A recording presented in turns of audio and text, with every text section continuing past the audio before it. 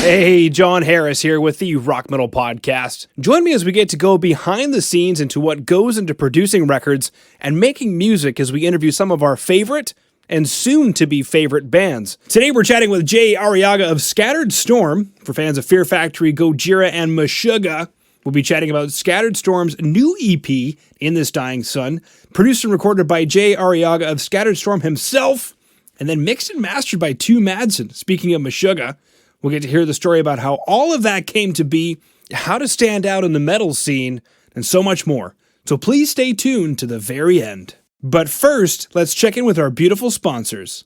Asher Media Relations, doing public relations for everything loud. For your band needs to be seen and heard in print, online, and radio, head over to AsherMediaRelations.com. That's AsherMediaRelations.com. Mention the Rock Metal Podcast and get your band noticed. Syndicol Music is a full-service agency for musicians offering record label services, marketing, branding, production, and management.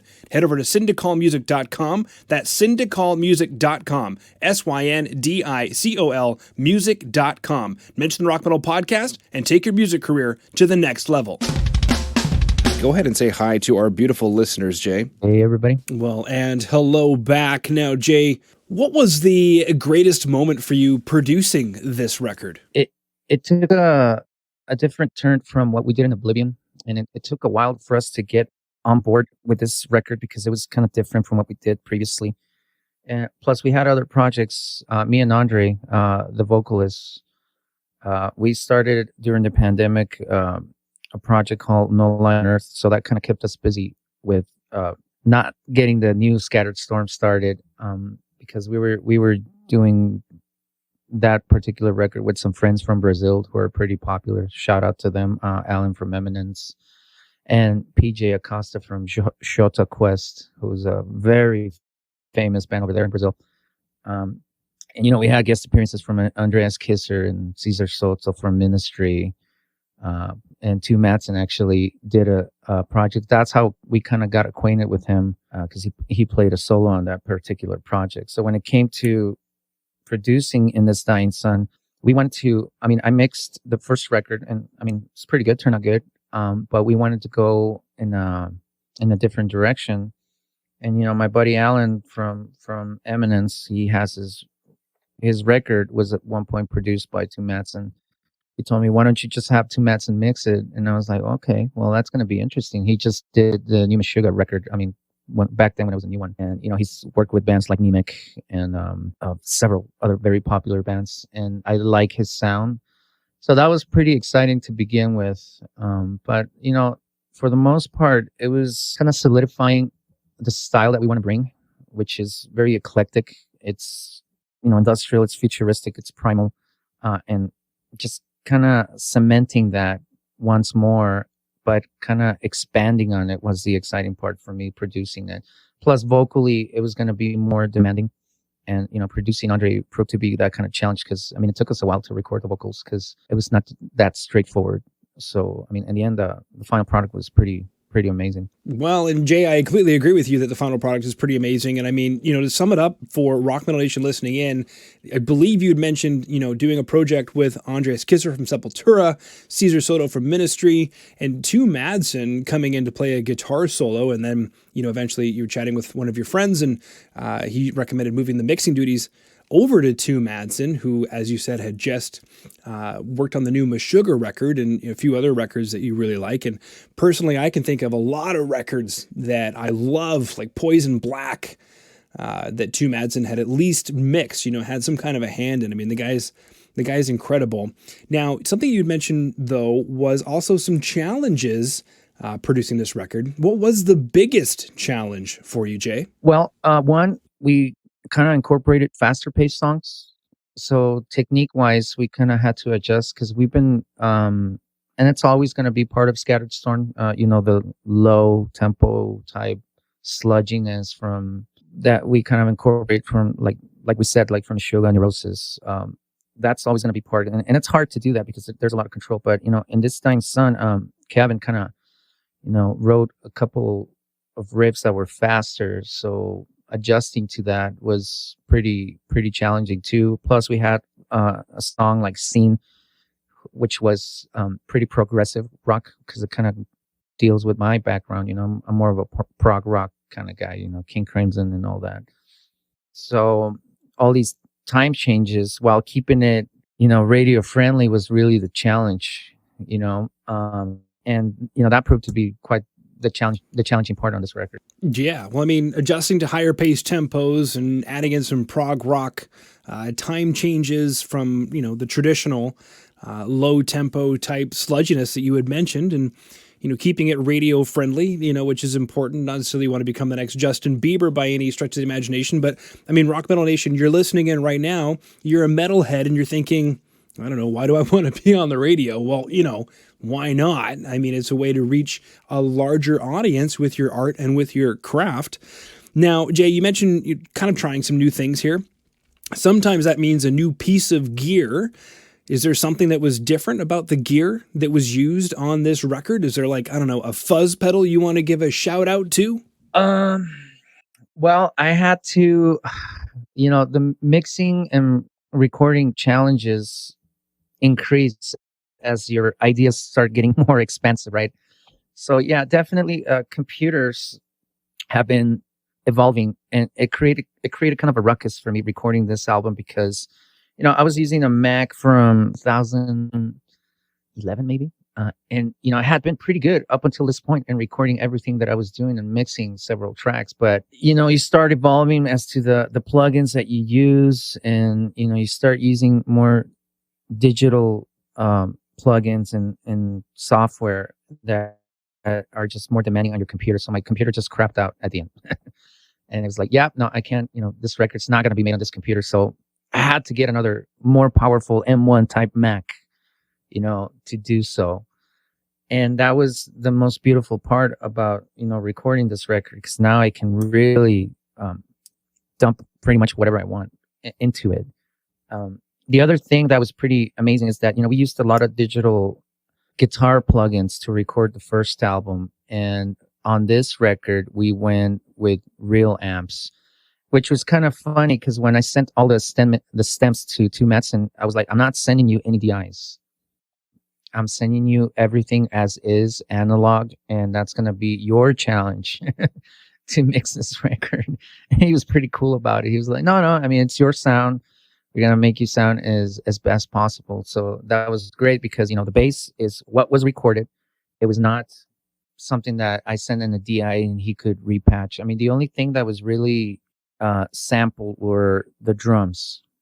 And that's it. That's where I was most comfortable with, because, I mean, obviously I'm not in a big LA studio getting, these fantastic drum sounds. So I kind of I gave him a little bit of leeway into that.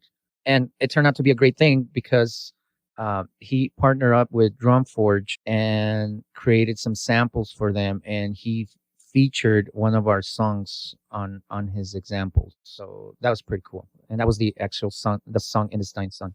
Yeah. How does that make you feel? That's great. I mean, the input that I've gotten from industry people and, like him is that, he told me flat out, it's like, you got something really good going on here. I mean, so that's always encouraging. And, it just it made me want to continue and really push this, it's because I'm like, okay, I'm not hearing it from my head always, yeah, I think this is good. No, somebody else told me, from the industry, this is good. And I want to use your stuff because it's pretty good. And I'm like, okay, fantastic. So it makes you feel pretty good. Yeah. For you listening in right now, how many times have you been working on an idea? Maybe it's a band, maybe it's another podcast, and you're getting feedback from anybody but the industry. And what ends up happening? They blow smoke up your butt. I've been there. I know what that's like. You have your mom, your girlfriend, whoever. I just recently read a blog post about a girl who she says she notoriously dates musicians and she's getting tired of it because there's so few talented musicians out there. She was being pretty brutal about it. And she said, I'm getting tired of having them look at me with starry eyes and say, so how was it, babe? And she has to come up with a story. So definitely look for that industry level feedback as to how you're doing. More to come, but let's go ahead and check in with our beautiful sponsors.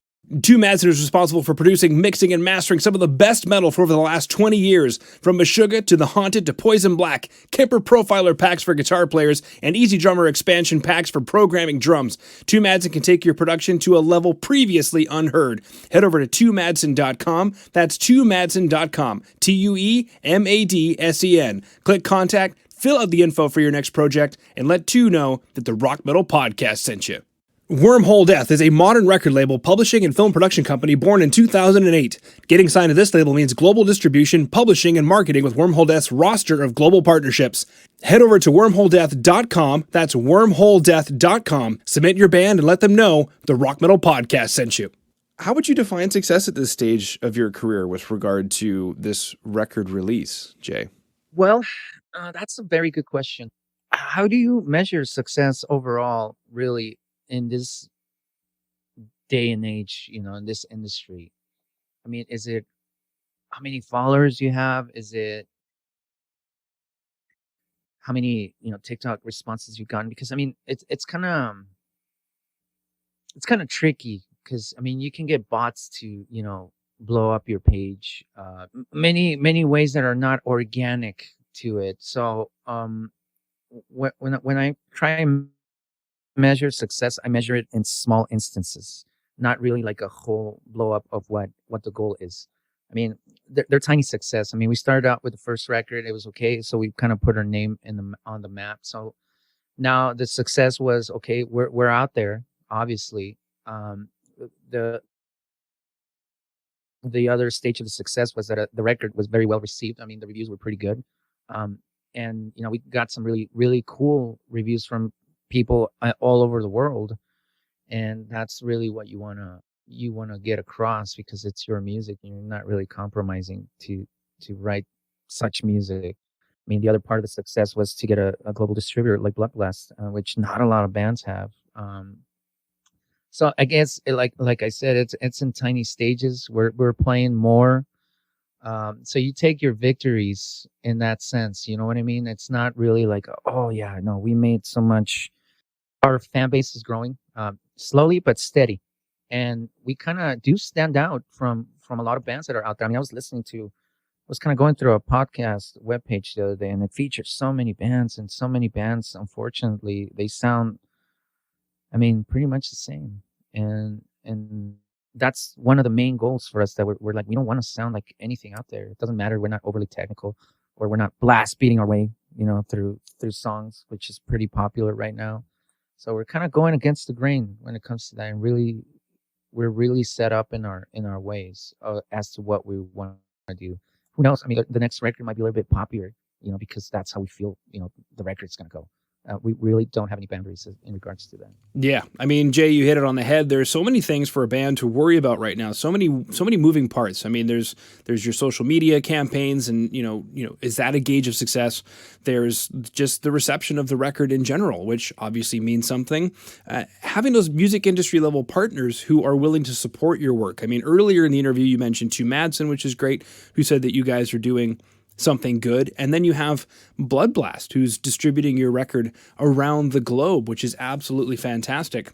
And I mean, the next part of it is, you mentioned basically what it sounds like is evolving your sound. So could you take us a bit more through that? What does evolving your sound mean for you?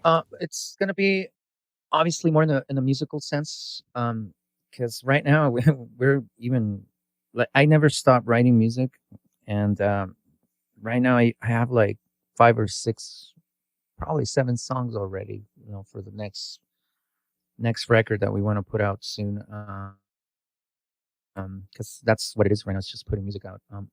And I've been finding that these songs sound much different than what In This Dying Sun or Oblivion were, and it's just me trying to incorporate more melodic aspects, more industrial parts.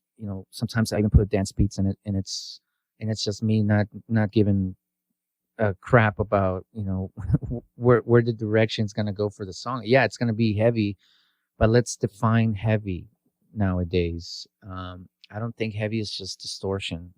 I think heavy is feeling and beat, to me, it encompasses way more than just a low drop tune guitar. It can be, a chord. It can be a sequence, a melodic sequence. So that's where the evolution comes for us. We're not just ingrained to, oh, it needs to be, we need to hit the low B right there. It's like, no, yeah, I mean, it's going to be part of it, but there's so much that builds up to it.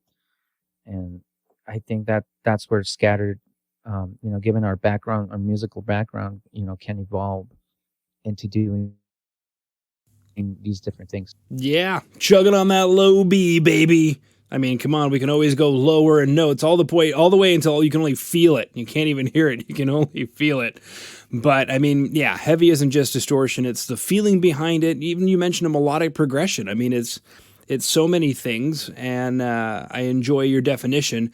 Now, for Rock Metal Nation listening in, who is wanting to find out more about you, what's the number one thing you want listeners to do? Where should they go? Well, first of all, appreciate the music, enjoy it, and if you do, which is the first great part of this, engagement process between band and fan, is spread the word out. Yeah, we're on Instagram, we're on TikTok, we're on Twitter, we're on Facebook, we're on YouTube, everywhere. We have our videos up in YouTube. We're doing a video for each song, actually. We're going to release one at the end of January again for the song Hollow. So yeah, hit it up, spread the word, share these videos, show the love, and that's like the most satisfying part to us, that you're able to join on this journey for us, wherever your platform is, Spotify, Apple, iTunes. Stream it, enjoy it, and just keep following us. Abso-freaking-lutely. Wow, so many incredible value bombs dropped today, Rock Metal Nation. My personal favorite being getting the right kind of feedback on your music. Now, if you're curious to see those music videos that Jay had mentioned, then go ahead and head over to our website. That's therockmetalpodcast.ca. In the search bar at the top, type in Scattered Storm, and the show notes for today are going to pop up for you, giving you all those juicy extra details from today's episode. Now, Jay, thank you so much for coming on to the Rock Metal Podcast. And thank you very much. And we appreciate everything you guys do for us as far as spreading the word. So thank you very much. And that's it for this episode of the Rock Metal Podcast. Stay tuned, because next week we're going to be chatting with Olivier Allard of the band Side of Mind. They hired a producer. It sounded good, but was it the right decision? How do you even choose the right producer? Go ahead and hit subscribe on your podcast player. Share it with your friends, and I'll see you next week.